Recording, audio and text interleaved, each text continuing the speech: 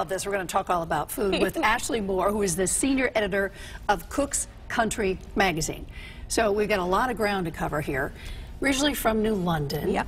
And we should say that the Cook's Country magazine, Cook's Illustrated, there's a kids magazine, is all under the umbrella of America's Test Kitchen. That's correct. Good job. Did my homework. Located in Boston. Yes. How did you get there from New London? Okay, sort of a long story, so I'm going to try. We have time. Okay. So I sort of was having this inner battle, sort of wanting to do acting and theater and be on camera, but I always wanted to cook. And I grew up in a family of cooks, and we're really good cooks? Good cooks, but also obsessed with food. So like we'd be eating dinner, talking about what we're going to have the next night for dinner. So you're all foodies? All foodies, yeah. And it kind of was before foodie became the word foodie, you know what I mean? So you invented it? Oh, we totally invented it.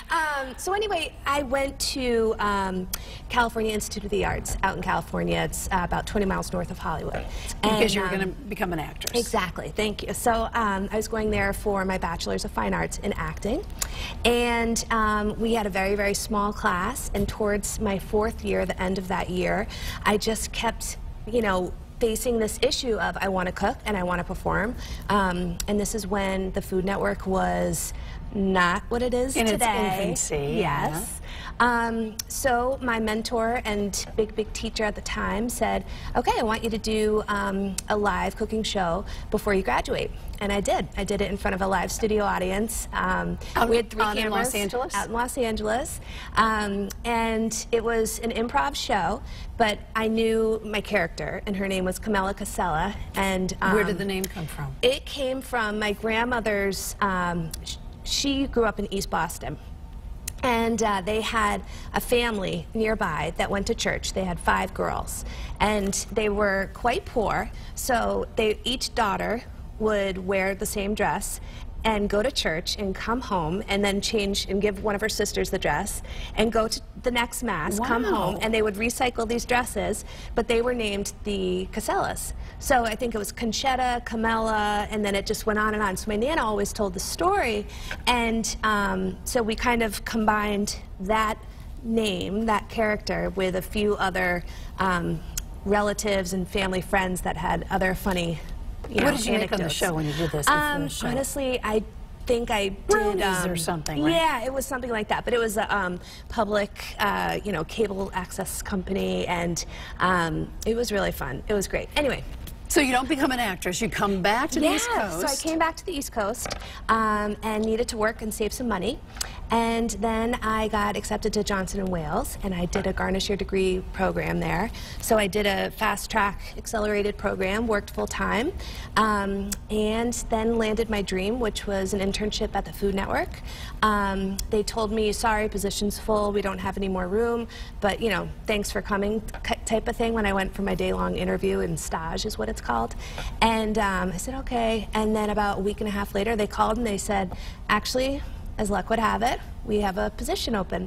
And I was driving on 95 coming home from Johnson & Wales, and I get goosebumps when I even think about it. It was, I could have died happy at that moment. That was it. So then what happens then? All right, so then my husband, he was my boyfriend at the time, we picked up and we moved from Mystic, Connecticut to Jersey City, and he started working. He was running a few bars in Manhattan. And I did the internship and also was doing catering on the side. And from there, they offered me some food styling work for Paula Deen and Tyler Florence.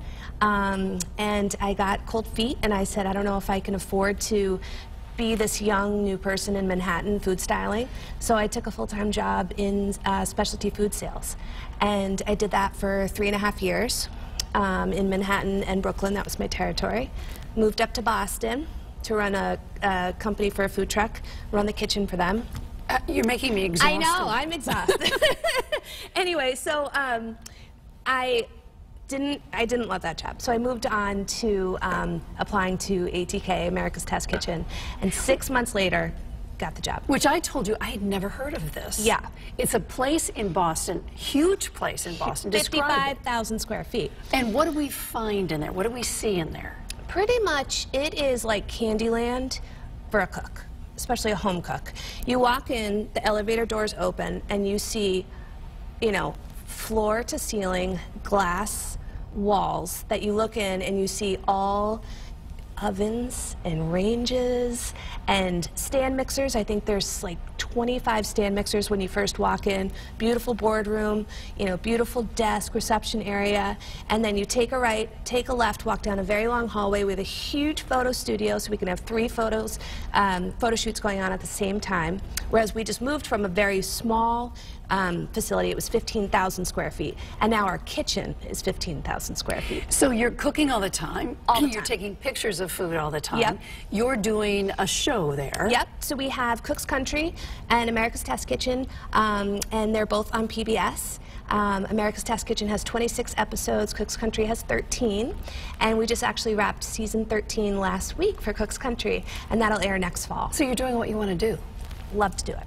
Yeah. That doesn't happen very often. I'm very Although you grateful. worked very hard to get where you are. So this is the you're senior editor of Cook's Country. Yes. What kind, now it's digital and it's also a slick, what I would call a slick is a magazine. Old term. I like it. Yeah, but it's kind of cool anyway. Well, it's a slick. Yeah, it's a slick. Because it is slick. What do we find in here and how did you become senior editor? Okay, so this Cook's Country is exceptional. It's a great, great magazine. I'm actually going to try to show for people. many reasons. So there's food on the back. Yep. We know this is shiny because it's a slick, but look at these gorgeous pictures in here. So Cook's Country is different from the other, for instance, from Cook's Illustrated in many different ways. Number one, you have these, it's definitely more of the thicker paper. Yeah, so those are perforated recipe cards. Perforated recipe cards. I'm so excited. 10 ingredients or less, and every recipe can be made in 30 minutes or less. So you have 8 per issue. They come out every other month, so bi-monthly. So 6 issues. 6 issues a year. Same with Cook's Illustrated.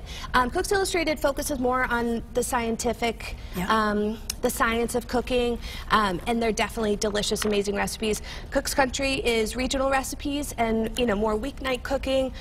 Definitely I'm starving as you're talking. I know, I should have brought you some treats. And definitely some more, you know, project pieces like breads and stuff like that. But it's an amazing. So you're just living a dream, Ashley. I am. Okay. So fast forward, Cook's Country TV show cookbook. This is about 400,000 pages. It weighs 95 pounds.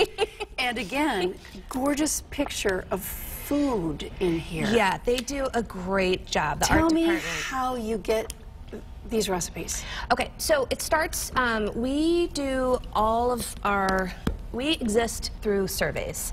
So in order to come up with a recipe to land on what's called the map, we have to survey ideas. So we have people at home, recipe testers, or people that will fill out surveys for us because they'll say whether or not a certain idea is attractive to them. And in order for us to move forward with the testing process, or even from the map to what's called a 5-recipe test, it has to score 85% or higher. How do I become a tester? I'll go online and I'll send you the link. It's so easy to do. There are how many testers in the U.S.? I believe there's about 45,000 right now. 45,000 people are testing foods that some of which end up in here. Is it worldwide or just in this country? You know, I'm not sure. I know that that figure is within the country, but these people volunteer. They go to the grocery store, they pay for the ingredients. They are true fans because the ATK, America's Test Kitchen brand, is so solid. And we've been around for over 30 years, so we've really, you know, we have developed quite the following throughout time. And there are no advertisements in these magazines, by the way, just so you know, none.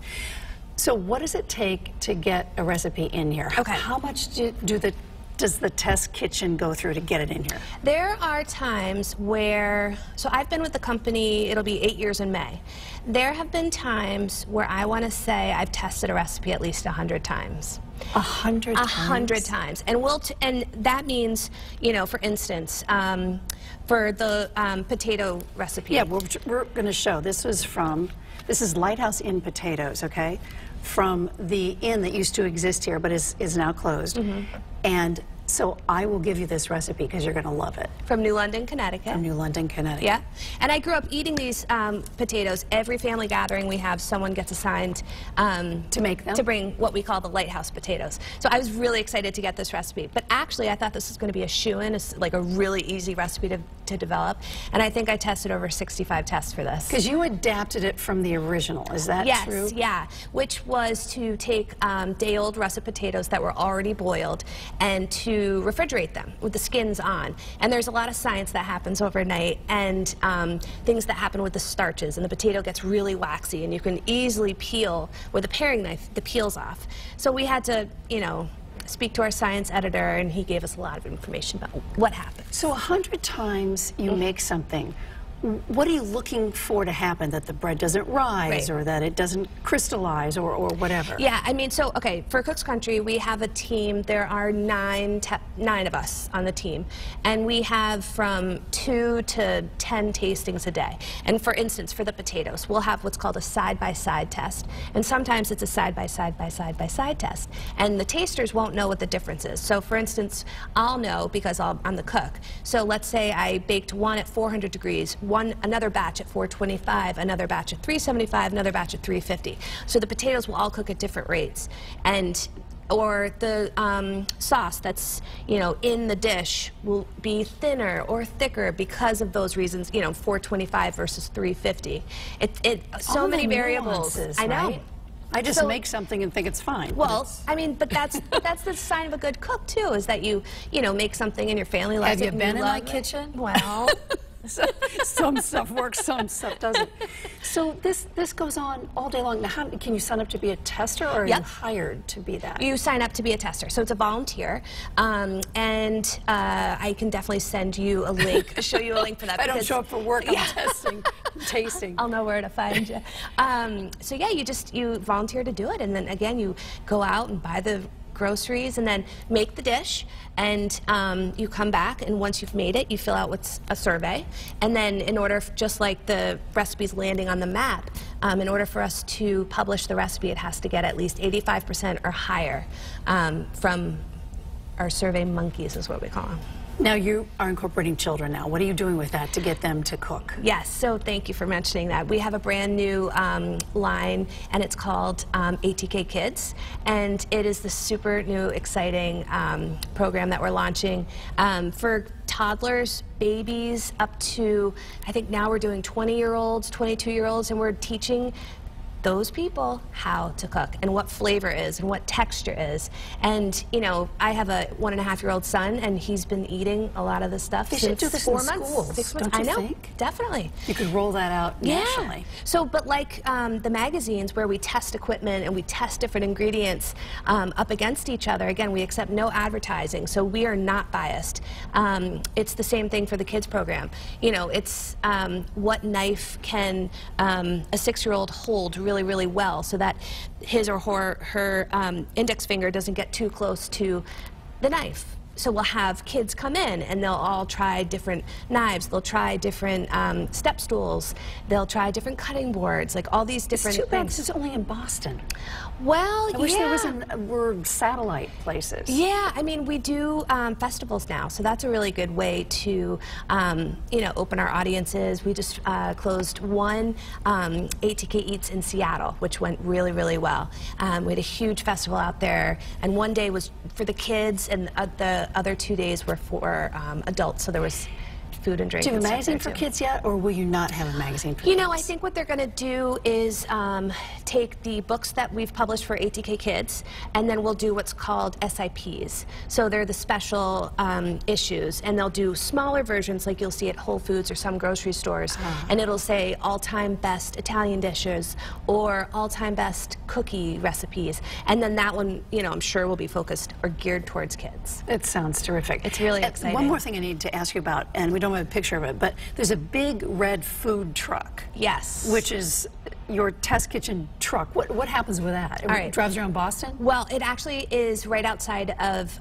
the building that we are in. So we are in a building called the IDB building. So it's the Innovation and Design Building. That's what it is. Oh, there you go. And it's in the Seaport in Boston. So it is a mecca for all people developing all sorts of things from, you know, we have Ann Sachs, we have Autodesk, where they have robots that are using knives to and gauging how much pressure is put on. It's, I don't know. It's crazy It's a stuff, lot. but it's a lot. So anyway, the food truck is feeding all of the people in this huge building.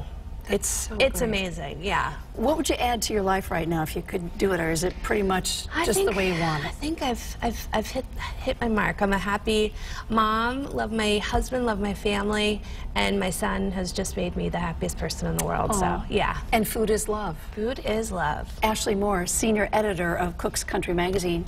Thank you so much for being here. Thank you, Anne. Yeah, this has been great. Thanks for having me. You bet.